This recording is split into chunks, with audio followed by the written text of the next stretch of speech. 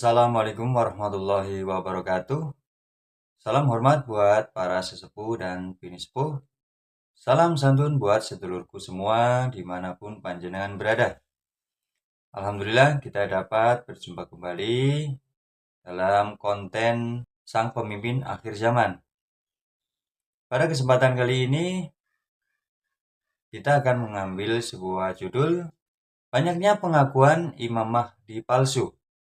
Ini sebagai tanda bahwa akan munculnya Imam Mahdi yang asli.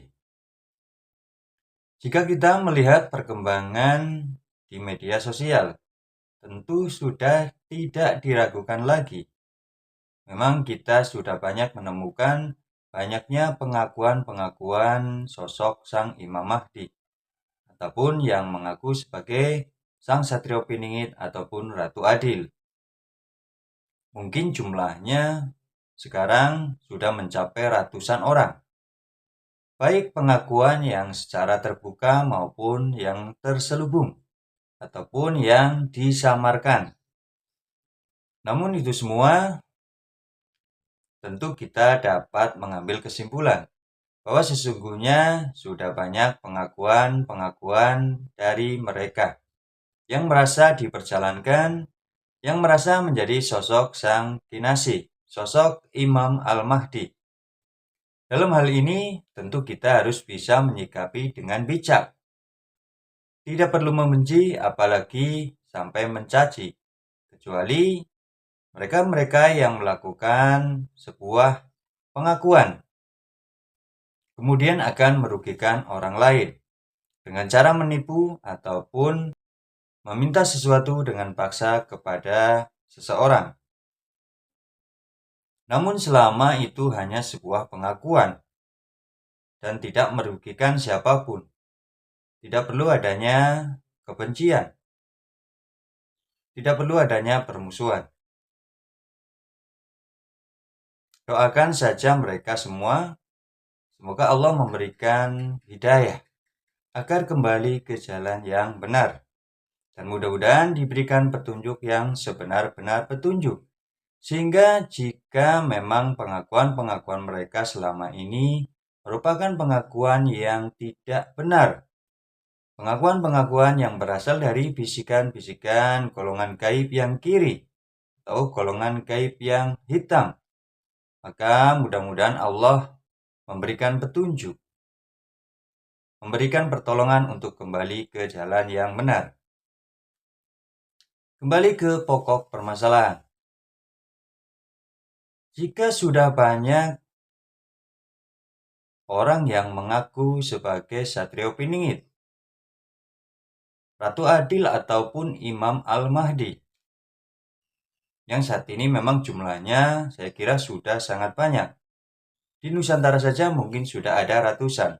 Apalagi jika digabung dengan jumlah orang-orang yang mengaku Imam Mahdi yang ada di luar negeri. Tentu jumlahnya sudah mencapai ribuan. Lalu bagaimana kita menyikapi tentang hal ini? Tentu kita harus bijak. Dan kita harus bisa mengambil sebuah hikmah pelajaran dari itu semua. Bahwa ini merupakan sebuah ungkapan rasa dari seluruh umat. Bahwa memang semuanya sudah merindukan, sudah sangat mengharapkan pertolongan dari Tuhan dengan perantara dari sosok tersebut. Dan banyak yang ingin menjadi sosok tersebut karena berbagai macam alasan. Ada yang memang benar-benar ingin menolong seluruh umat karena kehidupan kita saat ini boleh dibilang penuh dengan kezaliman.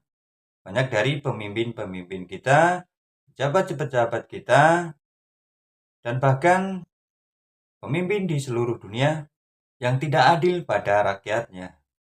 Hanya mementingkan kepentingan pribadi dan kepentingan keluarganya, tanpa melihat kesejahteraan rakyatnya. Khusus di negeri kita, Indonesia Raya, dengan adanya sistem demokrasi, sungguh-sungguh dapat kita lihat betapa ketatnya, betapa kerasnya mereka-mereka yang berada di golongan atas, saling berusaha untuk menjatuhkan, saling berebut kekuasaan, menjadi pemimpin yang tertinggi, dan menghalalkan berbagai macam cara, termasuk cara-cara yang dilarang oleh norma-norma agama dan norma-norma kehidupan. Namun ada juga orang yang mengaku sebagai Imam Al-Mahdi ataupun Sang Satrio Piningit dengan tujuan agar dirinya menjadi yang terkenal. Ada juga yang bertujuan untuk mendapatkan harta amanah, menjadi orang yang terkaya di dunia.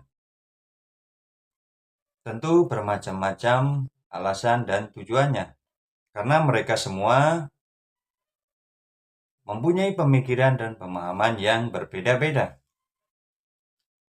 Namun jika kita melihat kembali sabda-sabda Rasulullah Shallallahu Alaihi Wasallam bahwa salah satu tanda-tanda kemunculan Imam Mahdi yang asli, maka akan banyak sekali pengakuan-pengakuan Imam Mahdi yang palsu. Jadi kita harus benar-benar berhati-hati. Karena bisa juga Imam Mahdi yang asli merupakan salah satu orang di antara Imam Mahdi yang palsu. Karena masyarakat, seluruh umat sudah terlanjur bosan dengan pengakuan-pengakuan yang ada. Sudah terlalu banyak yang mengaku, namun tidak ada buktinya. Sehingga bisa juga nanti terjadi jika Allah memunculkan Imam Mahdi yang asli. Banyak dari umat yang selama ini menanti, yang selama ini menunggu, akan berbalik membenci dan memusuhi beliau. Tidak percaya. Bahkan ada yang menghujat dan memaki. Jadi hati-hati sedulur.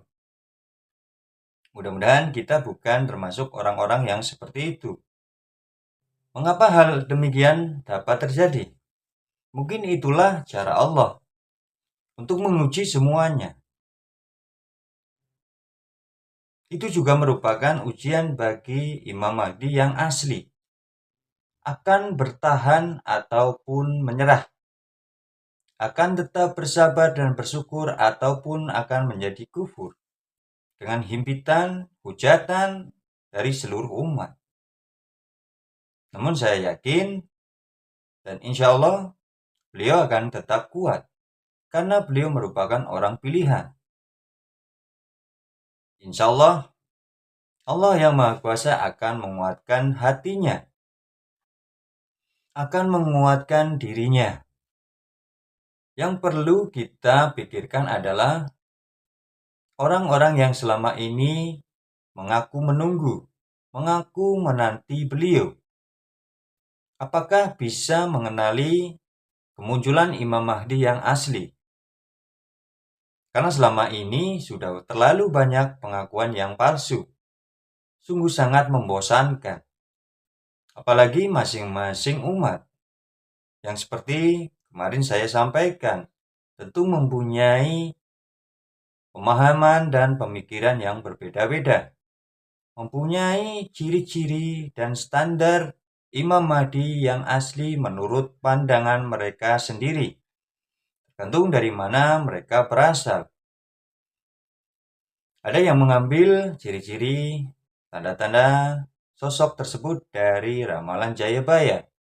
Ada juga yang mengambil dari Uga Wangsit Siliwangi. Ada juga yang memahami ciri-ciri dan tanda-tanda Imam Mahdi yang asli dari Al-Quran dan Hadis. Namun perlu kita pahami juga, Al-Quran dan Hadis masing-masing ulama juga memiliki pandangan yang berbeda-beda. Tentu semua yang saya sebutkan ini menjadi sebuah permasalahan yang kompleks. Makanya kemarin saya sampaikan, sosok Imam Mahdi yang asli tidak seperti yang semua orang pikirkan.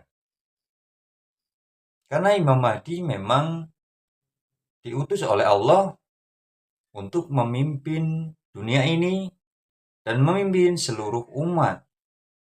Bukan hanya umat Islam, bukan hanya orang Jawa, bukan hanya orang Cina, Amerika, dan lain sebagainya, namun seluruh umat. Ingat itu, sedulur.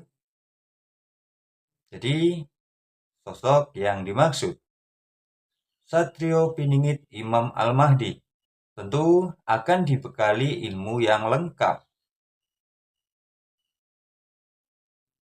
Dan beliau tidak mungkin akan sesuai dengan salah satu ramalan yang ada.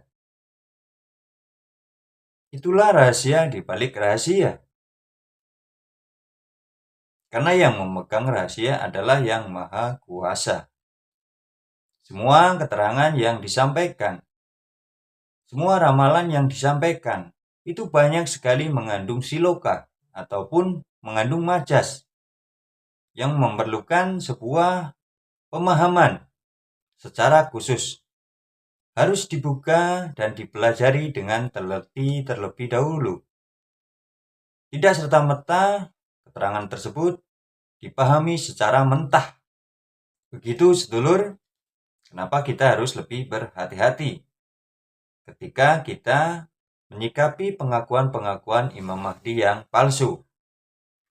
Karena itu merupakan salah satu tanda bahwa kemunculan Imam Mahdi yang asli sudah sangat begitu dekat. Di samping banyaknya tanda-tanda lain yang mengiringi kemunculan beliau, baik itu dari alam semesta maupun dari gejolak umat yang ada.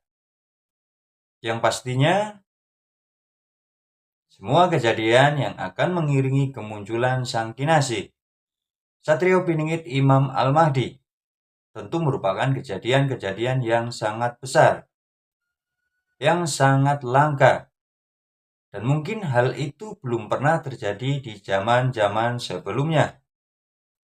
Dan satu hal yang perlu saya sampaikan, menurut saya, sosok Sang Satrio Piningit, Sang Imam Al-Mahdi, tidak akan pernah memberontak kepada pemerintahan yang resmi. Namun beliau mencapai puncak kepemimpinan atau menjadi seorang pemimpin benar-benar akan diwujudkan dengan caranya Allah yang Maha Kuasa dan bukan caranya manusia seperti kita. Dari hal ini, kita mudah-mudahan lebih bijak dalam menanggapi, menyikapi pengakuan-pengakuan yang ada. Dan mudah-mudahan dengan pengakuan-pengakuan Imam Mahdi yang palsu, Allah akan memunculkan Imam Mahdi yang asli dalam waktu yang dekat ini. Amin amin ya robbal alamin. Demikian yang dapat saya sampaikan. Mudah-mudahan bermanfaat. Kurang lebihnya saya mohon maaf. Akhir kata, wassalamualaikum warahmatullahi wabarakatuh. Salam santun buat sedulurku semuanya.